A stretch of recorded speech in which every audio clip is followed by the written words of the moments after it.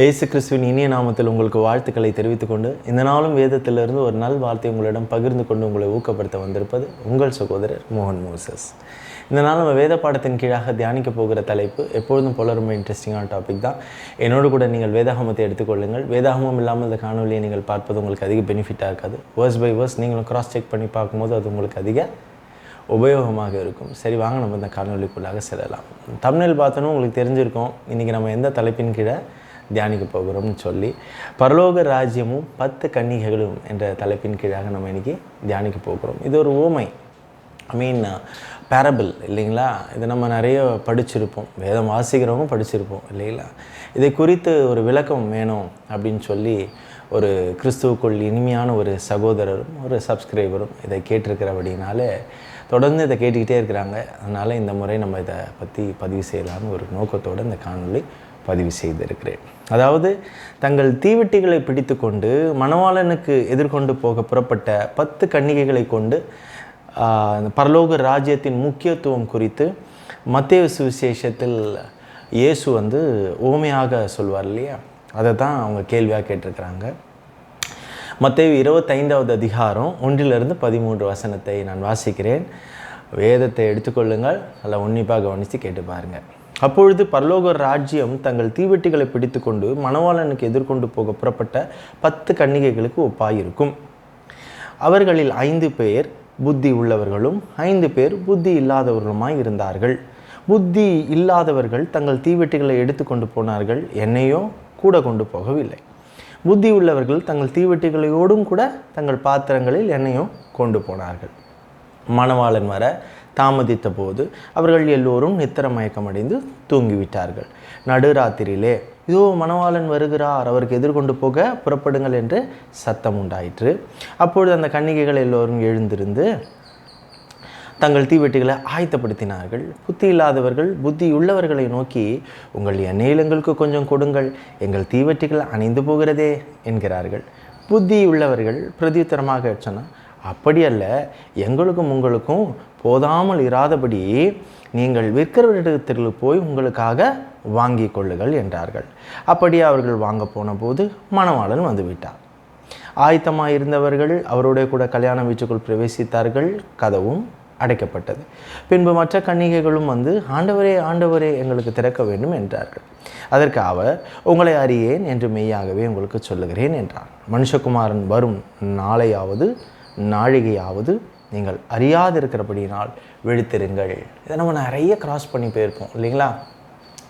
அப்போது இந்த வசனங்களை வாசித்தவுடன் நமக்கு ஓரளவுக்கு ஒரு அவுட்லைன் புரிஞ்சுவிடும் பார்த்துக்கோங்க. அதாவது, கடைசி நாளில் வாழற நாம் இயேசுவின் வருகைக்காக ஆயத்தமாக இல்லைன்னா பரலோக ராஜ்யத்தை சுதந்திரிக்க முடியாது.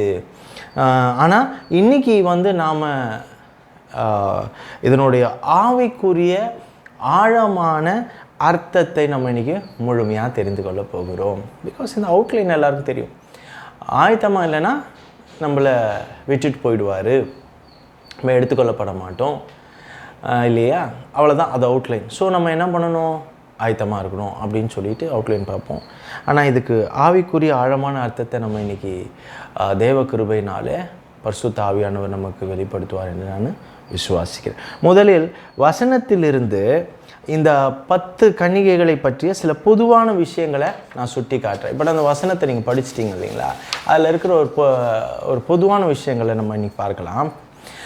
10 கன்னிகைகளும் பாருங்கள், அவிஸ்வாசிகள் அல்ல, எல்லாருமே விசுவாசி தான். அதை நம்ம நோட் பண்ணணும். பிகாஸ் அவர் வருவார்னு விசுவாசித்து தானே அவங்க எல்லாமே புறப்பட்டு போகிறாங்க. 10 கன்னிகைகளும் அனைவரும் பார்த்திங்கன்னா மணவாளனை எதிர்பார்த்து தான் காத்துட்ருக்குறாங்க. ஸோ யார் வருவார்னு தெரியும், மணவாளன் வரப்போகிறான்றதுக்காக தான் அவங்களும் காத்துட்ருக்குறாங்க. 10 கன்னிகைகளுக்கும் மணமகன் வருவது நிச்சயம் தெரியும். இப்போ வரப்போகிறாரு அப்படின்றது நிச்சயம் தெரியும் இல்லைங்களா? ஸோ இதெல்லாம் நீங்கள் இந்த பாயிண்ட்ஸை நான் அழுத்தி சொல்கிறதுக்கு காரணம், நீங்களும் ஒப்பிட்டு பார்க்கணும். இந்த கன்னிகைகள் யாரோடு ஒப்பிட்டு பேசப்படுகிறது? விசுவாசிகளாகி நமக்கு. அப்போது யோசித்து பார்க்கணும். அப்போ அவங்க அது அவிஸ்வாசி அல்ல, அவங்க எல்லாம் மணமகனை எதிர்பார்த்து தான் இருக்கிறாங்க. அதே போல் மணவாளனை எதிர்பார்த்து இருக்கிறவங்க மணவாளன் நிச்சயம் வருவார்னு தெரியும். அப்போ அவங்களிடம் என்ன இருக்குது? எல்லாரிடமும் கூட விளக்கும் இருக்குது, எண்ணெயும் இருக்குது. வேதாகமத்தில் எண்ணெய் என்பது பரிசுத்த ஆவியின் உருவகமாக பயன்படுத்தப்படுகிறது. பழைய ஏற்பாடு, இந்த புதிய ஏற்பாடுகளில் இதற்கான அடையாளத்தெல்லாம் நீங்கள் பார்க்க முடியும். இந்த எண்ணெய் வந்து பார்த்திங்கன்னா அவரது பிரசன்னம், வல்லமை, அபிஷேகத்தை இது குறிக்கிறது. எனவே அவர்கள் அனைவரினுடைய வாழ்விலும் பரிசுத்த ஆவியானவருடைய கிரியை இருக்கிறது. அதுக்கு தான் நான் அதை சொல்கிறேன். ஸோ அவர்களிடம் எண்ணெயும் விளக்கும் இருக்கிறது. 10 கன்னிகைகளில் 5 புத்தி உள்ளவர்களும் 5 புத்தி இல்லாதவர்களும், அதை நம்ம பார்த்தோம். ஆனால் இந்த ஒரே ஒற்றுமை என்ன, எல்லாருமே தூங்கிட்டாங்க. ஸோ இதெல்லாம் ஒரு பொதுவான விஷயம் இந்த 10 கன்னிகைகளுக்குள்ள, இல்லைங்களா?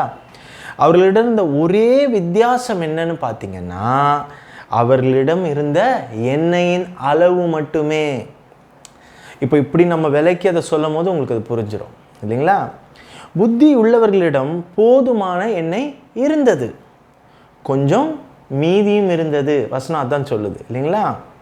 புத்தி இல்லாதவர்களிடம் எண்ணெய் இருந்தது, ஆனால் போதுமான இருப்பு இல்லை. இதுதான் அந்த ஒரே வித்தியாசம் அந்த 10 கன்னிகைகளுக்குள்ள. அப்போது இப்போ நம்ம யோசிச்சு பார்க்கணும், இல்லைங்களா? இதை நம்ம யாரோட கம்பேர் பண்ணிக்கிட்டே வரோம்? விசுவாசிகளாக நம்மளோட கம்பேர் பண்ணிக்கிட்டே வரோம். அப்போ அந்த புத்தி இல்லாதவர்களிடமும் புத்தி உள்ளவர்களிடமும் இருந்த வித்தியாசம் என்ன? அப்போஸ்தலர் பவுல் எபேசியருக்கு எழுதின நிருபத்தில் சொல்கிறார் பாருங்க. எபேசியர் 5:18 நான் வாசிக்கிறேன். துன்மார்க்கத்திற்கு ஏதுவான மதுபான வெறி கொள்ளாமல் ஆவியினால் நிறைந்து. பரிசுத்த ஆவியானவர், பரிசுத்த ஆவியினால் நிறைந்து, ஹோலி ஸ்பிரிட். ஓகேங்களா? நம்மளை பெரும்பாலானவர் இந்த எதிர்மறையான கட்டளை பொருந்தும் என்பதை ஒப்புக்கொள்வோம். அதாவது மது அருந்தாதீர்கள் என்பது கட்டளை என்றால், ஆவியினால் நிறைந்திருக்க வேண்டும் என்பது கட்டளை தானே. மது அருந்துவது ஒரு பாவம் என்றால், பரிசுத்த ஆவியினால் நிறையாமல் இருப்பதும் பாவம் தானே. பல நேரங்களில் எதிர்மறையானவற்றில் கவனம் செலுத்துகிற நாம் ஒருபோதும் நேர்மறையை பொருட்படுத்துகிறதே இல்லை. ஏன்? யோசிச்சு பார்க்கணும். அதே கட்டளை என்ன சொல்லுது? பரிசுத்த ஆவியால் நிரப்பப்படுங்கள் என்றும் தானே கூறுகிறது. அதை நம்ம மிஸ் பண்ணிடுறோம். வேறு மொழிபெயர்ப்புகளை பார்த்தீங்கன்னா இதற்கு தொடர்ந்து நிரப்பப்பட்டு மீண்டும் மீண்டும் நிரப்பப்படுதல் என்கிறது பொருள்படுகிறது அதர் டிரான்ஸ்லேஷன்ஸில். இது ஏதோ ஒரு முறை மட்டும் நிரப்பப்படுவது அல்ல, அதை புரிந்து கொள்ள வேண்டும். இப்போ பாருங்கள், சில பெந்தகோஸ்தே கிறிஸ்துவர்கள் என்னிடத்தில் சொல்லுகிறதையே நான் கேட்டிருக்கிறேன்.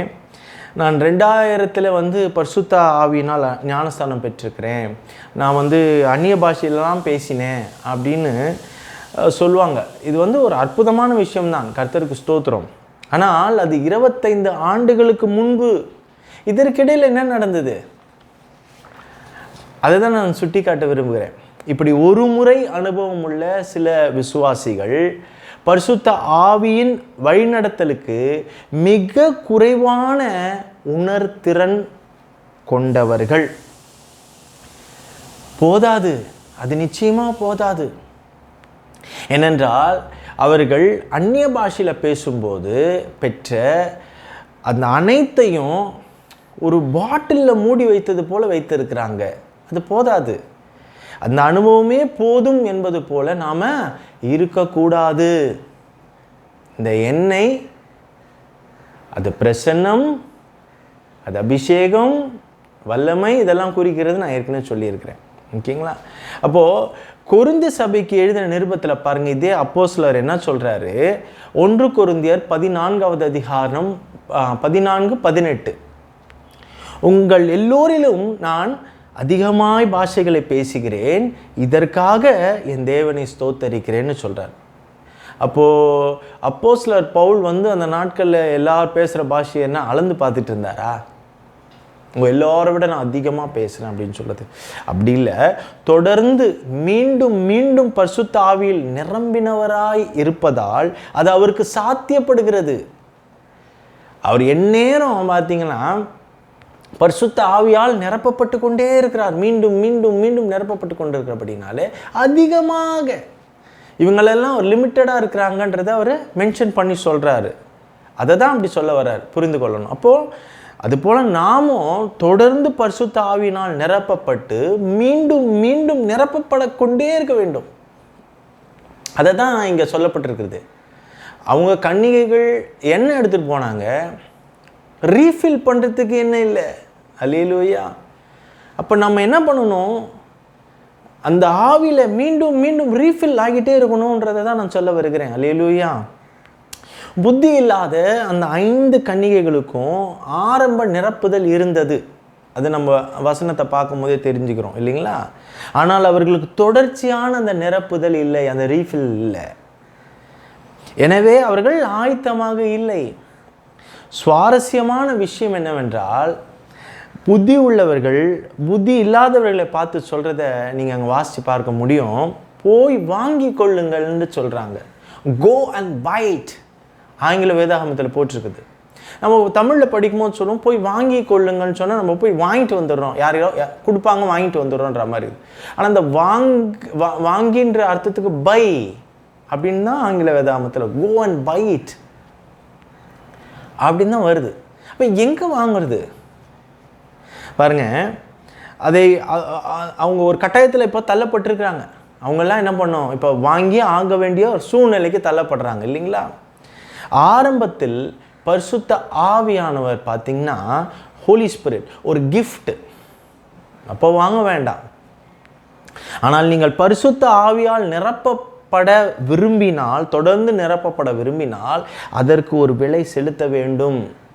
எனவே நீங்கள் சில விஷயங்கள் இங்கே இருக்குது, சில வழிகளில் நீங்கள் பரிசுத்த ஆவிக்கு விலை செலுத்த வேண்டி வரும். அதை தான் மென்ஷன் பண்ணப்பட்டிருக்குது. அதுதான் இயேசு பார்த்தீங்கன்னா லவதேக்கியா சபைக்கு எழுதும் போது, வெளிப்படுத்தின விஷயத்தில் சொல்லும் போது உங்களுக்கு க்ளீனாக புரிய நான் அதை உங்களுக்கு சொல்லி காட்டுறேன் பாருங்கள். வெளிப்படுத்தின விசேஷம் 17 to 18 3வது அதிகாரம், வெளிப்படுத்தின விசேஷம் 3வது அதிகாரம், ரெவலேஷன் சாப்டர் 3 17 to 18. நீ நிர்பாக்கியமுள்ளவனும் பரிதவிக்கப்படத்தக்கவனும் தரிதரனும் குருடனும் நிர்வாணியமாயிருக்கிறதை அறியாமல் நான் ஐஸ்வர்யவான் என்றும் திரவிய சம்பன்னன் என்றும் எனக்கு ஒரு குறைவும் இல்லை என்று சொல்லுகிறபடியினால், நீ அப்படி இல்லை, நீ அப்படி நினச்சிக்கிற. அதுதான் ஆண்டவர் சொல்கிறார். நீ நிர்பாகியமுள்ளவனும் பரிதபிக்கப்படவும் தரிதனும் கூடும் நிர்வாணியாக இருக்கிற, அதையே நீ உணர்ந்து கொள்ளாமல் நீ எப்படி நிற்கிறேன்னா, நான் நல்லா நிற்கிறேன், எனக்கு நல்லா இருக்குது, நான் தான் பெரிய ஆள் அப்படின்ற மாதிரி கிறிஸ்துவத்தில் ஒரு விசுவாசியாக நீ நிற்கிறேன்னு நம்மளை கம்பேர் பண்ணி பார்த்துக்கோம். ஓகேங்களா? சொல்லுகிறபடியால் நான் என்ன சொல்கிறாரு, நீ ஐஸ்வர்யம் உள்ளவனாகும்படிக்கு நெருப்பிலே புடமிடப்பட்ட பொன்னையும் உன் நிர்வாணமாகிய அவலட்சணம் தோன்றாதபடிக்கு நீ உடுத்திக்கொள்வதற்கு வெண் வஸ்திரங்களையும் என்னிடத்திலே வாங்கி கொள்ளவும். நீங்கள் படித்து பாருங்க, உங்களுக்கு தெரியும். நீ பார்வையடையும்படிக்கு உன் கண்களுக்கு கலிக்கம் போடவும் வேண்டும் என்று உனக்கு ஆலோசனை சொல்லுகிறேன். பை இட், வாங்கி கொள்ளவும் தான் சொல்லப்பட்டிருக்குது. அப்போது பொறுமையாக வசனத்தை வாசி பாருங்க. நான் அதை உனக்கு கொடுக்க போவதில்லை, மாறாக நீ என்னிடமிருந்து அதை வாங்கி கொள்ள வேண்டும். ஓகேவா? அதை இயேசு சொல்கிறது நம்மளுக்கு நல்லா புரியும். இங்கே பார்த்தீங்கன்னா புடமிடப்பட்ட பொன் விசுவாசத்தையும், வெண் வஸ்திரங்கள் நீதி மற்றும் பரிசுத்தத்தையும் குறிக்கிறது. அதாவது அக்கினி சோதனையை தாங்கும் விசுவாசம் எனக்கு வேண்டும். இயேசு சொல்லுகிறார், அக்கினி சோதனையை தாங்கும் விசுவாசமே எனக்கு வேண்டும். அதற்கு நீங்கள் சோதனைகளை தாங்கிக் கொண்டு பொறுமையினால் விலை செலுத்தி இவைகளை வாங்கிக் கொள்ள வேண்டும். என்டூரன்ஸ், அந்த ஹார்ட்ஷிப்பில் என்று இயேசு வலியுறுத்தி இங்கே சொல்லுகிறத நம்மளால் புரிந்து கொள்ள முடியும். இப்போ பாருங்கள், இதுவே சிமர்னா சபைக்கு அவர் சொல்லும் பொழுது நீங்கள் ரெண்டுத்திலையும் ஒரு வித்தியாசத்தை பார்க்க முடியும். உங்களுக்கு அது நல்லாவும் புரியும். வெளிப்படுத்தின விசேஷம் 2வது அதிகாரம் 8 to 10 நான் வாசிக்கிறேன். சிமர்னா சபையின் தூதனுக்கு நீ எழுத வேண்டியது என்னவெனில், முந்தினவரும் பிந்திரவரும் மரித்தோரும் பிழைத்தோருமானவர் சொல்லுகிறதாவது, உன் கிரியைகளையும் உன் உபத்திரவத்தையும் நீ பாருங்க, நல்லா யோசிச்சு பாருங்க, படிச்சு பாருங்க. நீ உன் கிரியைகளையும் உன் உபத்திரவத்தையும் நீ ஐஸ்வர்யமுள்ளவனா இருந்தும் உனக்கு இருக்கிற தரித்திரத்தையும். யோசிச்சு பாருங்க, அங்கே அந்த சபையில் என்ன சொல்கிறாரு, நீ தரித்திரனா தான் இருக்கிற, ஆனால் அதுக்கு உனக்கு அறியாமலே நீ பெரிய ஐஸ்வர்ய சம்பந்தம் நினைச்சுன்னு இருக்கேன்றார். அப்போ நீ இதெல்லாம் வாங்கிக்கொள் என்கிட்ட அப்படின்றாரு ஸ்ட்ரிக்டா. இங்கே பாருங்க, அது அப்படியே உல்டாவாக இருக்குது. நீ உன் உபத்திரவத்தையும் உன் கிரியைகளையும் நீ ஐஸ்வர்யம் உள்ளவனா இருந்தும் உனக்கு இருக்கிற தரித்திரத்தையும். தங்களை யூதர் என்று சொல்லி முதலில் சாத்தானுடைய கூட்டமாக இருக்குன்னு செய்யும் தூசணி தான் அறிந்திருக்கேன். நீ ஐஸ்வர்யம் உள்ளவனா இருந்தும் உனக்கு இருக்கிற தரித்திரத்தை நான் அறிந்திருக்கிறேன். நீ படப்போகிற பாடுகளை குறித்து எவ்வளவும் பயப்படாதே. இதோ நீங்கள் சோதிக்கப்படும் பொருட்டாக பிசாசான உங்களில் சிலரை காவலில் போடுவான். 10 நாள் ஆனாலும் நீ மரணப்பறிந்த உண்மையாயிரு, அப்பொழுது உனக்கு ஜீவகிடத்தை தருவேன். அப்போ இங்க பாருங்க, இந்த அக்கினி சோதனையை தாங்கும் விசுவாசம் தான் இயேசுக்கு முக்கியமா இருக்கிறது. இந்த நீதியும் பரிசுத்தத்தையும் குறிக்கிற அந்த வெண்வஸ்திரத்தை நீ எங்களிடத்துல வந்து வாங்கி கொள்னு சொல்றாரு. பொறுமையா இருந்து வாங்கிக்க, நான் உனக்கு ஜீவ கிரீடத்தை தருவேன். செமர்னா சபைக்கு சொல்லும் போது எப்படி அப்ரிஷியேட் பண்ணுறதை நீங்கள் பார்க்கலாம் இல்லைங்களா?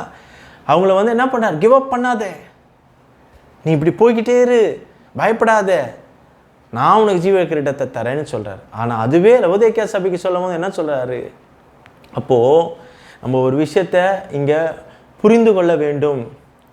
அதனால தான் அங்கே பேரபிளில் சொல்லப்படும் போது போய் வாங்கி கொள்ளுங்கள்னு சொல்கிறாங்க. அப்போது கிறிஸ்துவ வாழ்க்கையில் எல்லாமே இலவசமே இல்லை, விலை செலுத்த வேண்டிய விஷயங்கள் உள்ளன என்பதை தான் நம் நினைவில் வைத்து கொள்ள வேண்டும். ஏன்னா ஒரு சட்டன் பீரியடில் சில விஷயங்களெல்லாம் நம்ம தாண்டி போகத்தான் வேண்டும். பரிசுத்த ஆவியானவர் துணை இல்லாமல், அந்த அபிஷேகம் இல்லாமல் நம்மளால் எதுவுமே செய்ய முடியாது. அதை ஞாபகம் வைத்து கொள்ள வேண்டும். இயேசு அந்த 5 புத்தியில்லா கன்னிகைகளிடம் நான் உங்களை ஒருபோதும் அறியவில்லை என்று அவர் சொல்லவே இல்லை. பாருங்க, நான் ஒருபோதும் உங்களை அறியவில்லை என்று அவர் சொல்லலை. மாறா என்ன சொல்றாரு, உங்களை எனக்கு தெரியாது.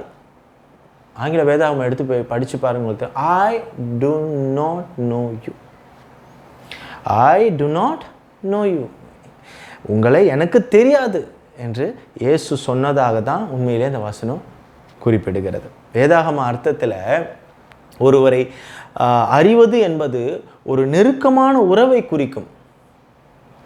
அப்போது உங்களை அறியேன் என்று இயேசு அவர்களோடு சொல்வதற்கு அர்த்தம் என்ன, உங்களோடு எனக்கு எந்த உறவும் இல்லை என்பது தான் அதற்கான பொருள். நீங்கள் லிட்டரலாக என்ன இவ்வளோ இது தெரியாதுன்னு எப்படி சொல்ல முடியும் அவர்? அப்போ பொய் சொல்கிறாரு அப்படி தானே அர்த்தமாயிடும். நீ யார் என்று நான் அறியேன்னா தெரிஞ்சவனை போய் எப்படி தெரியாதுன்னு சொல்ல முடியும்? ஸோ நம்ம அந்த அர்த்தத்தில் இல்லை. அப்போ அந்த அறிவது என்பது ஒரு நெருக்கமான உறவை குறிக்கிறது. அப்போ நான் உன்னை அறியேன் என்று சொல்லும் போது என்ன சொல்கிறது, உனக்கு எனக்கு எந்த உறவும் இல்லை, சாரி அப்படின்னு என்ன ஆகிடுது, கதவு மூடப்பட்டதாக இருக்கிறத நம்ம பார்க்குறோம் இல்லைங்களா? ஃபார் எக்ஸாம்பிள் எடுத்துக்கோங்களேன், ஒரு காலகட்டத்தில் ரட்சிக்கப்பட்டிருப்பீங்க, தனிப்பட்ட ஜெபம் இருக்காது. ஏதோ ஒரு காலத்தில் ரட்சிக்கப்பட்டிருப்பீங்க, தனிப்பட்ட ஜெபம் இருக்காது, ஒரு வேத வாசிப்பு இருக்காது, அப்புறம் ஒரு ஃபாஸ்டிங் இருக்காது, நினச்சா சபைக்கு வர்றது இல்லைனா விட்டுடுறது, திருவிருந்து பந்தியில் கலந்துக்கிறது இல்லை, ஏனோ தானோன்னு போகிறது, ஒரு சபை மீட்டிங்கில் இல்லை, எதுலேயும் ஒரு ஐக்கியத்தில் இல்லை, ஒரு ஊழியத்தில் எதுவுமே இல்லை, ஏனோ தானோ ஒரு கிறிஸ்துவமாக நானும் ஒரு கிறிஸ்துவன் அப்படின்னு நம்ம வாழ்ந்துட்டு இருந்தால், இப்படி ஏனோ தானோ ஒரு வாழ்க்கை நம்ம வாழ்ந்துட்டு இருக்கும்போது, அப்போது ஆண்டவரோடு நெருக்கமான உறவில் நம்ம எப்படி இருக்க முடியும்னு நீங்கள் நினைக்கிறீங்க? இப்படி நீங்கள் பரிசுத்த ஆவியினால் மீண்டும் மீண்டும் நிரப்பப்பட்டு ஆண்டவரோடு ஐக்கியமாக இல்லைன்னா உங்களை அவர் தெரியாதுன்னு தானேங்க சொல்ல போகிறாரு. கடைசியாக என்னோடு கூட நீங்கள் நெருக்கமான உறவில் இல்லை, உனக்கு எனக்கு உறவு இல்லைப்பா அப்படின்னு தான் தெரியலன்னு தான் சொல்ல போகிறாரு. ஃபார் எக்ஸாம்பிள் உங்களே எடுத்துக்கோங்க, நீங்கள் யோசிச்சு பாருங்கள், நீங்கள் நேரம் செலவிடாத ஒருவருடன் உங்களால் எப்படி உறவை வளர்த்து கொள்ள முடியும்? இந்த கேள்விக்கு நீங்கள் ஆன்சர் பண்ணுங்கள். நீங்கள் அதிகமாக ஒருத்தர் கூட டைம் ஸ்பெண்ட் பண்ணிங்க தான் அவங்க கூட நீங்கள் உறவை வளர்த்துக்க முடியும். இல்லைன்னா எப்படி உறவை வளர்த்துக்க முடியும்? ஆப்வியஸ்லி முடியாது. அதை நம்ம யோசித்து பார்க்க வேண்டியது இருக்குது இல்லைங்களா? எனவே உண்மையிலேயே விசுவாசிகளாய் இருந்தும் அந்த புத்தி இல்லாத கன்னிகைகளைப் போல நம்ம இருந்தால் நாமும் கல்யாண விருந்தை இழக்க வேண்டி வரும். அது மட்டுமல்ல, உங்கள் சோம்பேறித்தனத்தினால் கதவு அடைக்கப்பட்டவுடன் வரக்கூடிய உபத்திரவத்தையும் நீங்கள் தான் தாங்க வேண்டி இருக்கும். தெளிவாக சொல்லுகிறேன். அதுக்கப்புறம் இருக்கிற உபத்திரவத்தை நம்ம மிஸ் பண்ணிட்டதுக்கப்புறம் என்ன இருக்குது? அந்த உபத்திரவத்தை நாம் தான் தாங்கி ஆகணும். அது கூட நம்மளுடைய சோம்பேறித்தனம். இந்த உலகத்தரமான வாழ்க்கைக்கு, உலகத்தரமான உறவுகளுக்கு முக்கியத்துவம் கொடுத்து உலகத்தரமான உறவுகளுடைய தேவைகளையே பார்த்துக்கிட்டு அவங்க குளிர்ந்தா மனசு குளிர்ந்தா போதும், அவங்க சந்தோஷப்பட்டா போதும், அவங்களோடையே வாழ்க்கை போயிட்டா போதும்னா நீ யார் என்று அறியன்னு தானே உங்களுக்கு சொல்லுவார். நீ நெருக்கமாக இருந்தவங்களோடய நீ இருந்தானே அர்த்தமாயிடும். இப்போது இதுதான் அதுக்கான அர்த்தம். ஆனால் சிலர் என்ன சொல்கிறாங்கன்னா, இந்த ஓமைகள் கிறிஸ்துவர்களுக்கானது அல்ல, யூதர்களுக்கு தான் இயேசு இதை சொன்னார் அப்படின்னு ஒரே போடுறாங்க. அப்படி அல்ல, இதற்கு வெவ்வேறு விளக்கங்களும் உள்ளன. ஸோ இதை நம்ம உடனே டக்குன்னு அந்த பக்கமாக திருப்பிட்டு நம்ம சேஃபர் ஜோனில் இருந்துட முடியாது. இது சர்ச் கோயிங், ஒவ்வொரு சர்ச் கோயர்ஸ்க்கும் தான் இதெல்லாம் இருக்குது. சபை செல்லுகிற ஒவ்வொரு ஆவிக்குரிய கிறிஸ்துவர்களுக்கு தான் இது பொருந்தும். அதை நம்ம நினைவில் வைத்து கொள்ள வேண்டும். ஸோ பரலோக ராஜ்யமும் 10 கன்னிகைகளையும் குறித்து விளக்கம் இது தான். இந்த ஆவிக்குரிய உள்ளான அர்த்தத்தையும் நான் இன்றைக்கி சொல்லியிருக்கிறேன். அது உங்கள் மனசில் பதிஞ்சிருக்கும்னு நான் விரும்புகிறேன், விசுவாசிக்கிறேன். உங்களுக்கு ஏதாவது வெளிப்பாடு இருந்தாலும் நீங்களும் தெரிவிக்கலாம். தார்மீகமாக ஏதாவது குறைகள் இருந்தால் நானும் திருத்திக் கொள்வேன். நானும் கற்றுக்கொள்ளுகிற ஒரு மாணவனாகத்தான் இருக்கிறேன். ஆகையினால் இன்றைக்கி அந்த பிரதர் கேட்ட இந்த கேள்விக்கு போதுமான விளக்கம் இருந்திருக்கும் என்று நான் கிறிஸ்துவுக்குள்ளாக விசுவாசிக்கிறேன். வேறு ஒரு தலையங்கத்தில் வேறு ஒரு நாள் உங்களை நான் சந்திக்க ஆவலாக இருக்கிறேன். அதுவரை ரகசிய வருகைக்காக காத்து கொண்டிருக்கும் இந்த மணவாட்டி சபை இரட்சகராகிய இயேசு கிறிஸ்து மிக விரைவில் கொண்டு செல்ல வருகிறார். விசுவாசிக்கிற நாம் யாவரும் சேர்ந்து சொல்லுவோம், மரணதா. ஆமேன்.